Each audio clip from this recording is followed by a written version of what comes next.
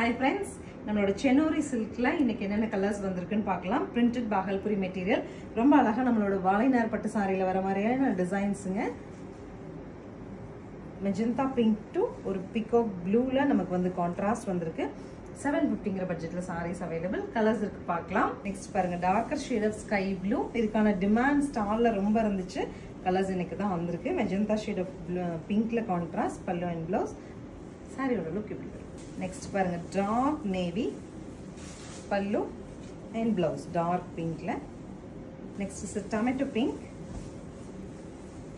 Dark கிரீன்ல கான்ட்ராஸ்ட்ங்க pallu and blouse.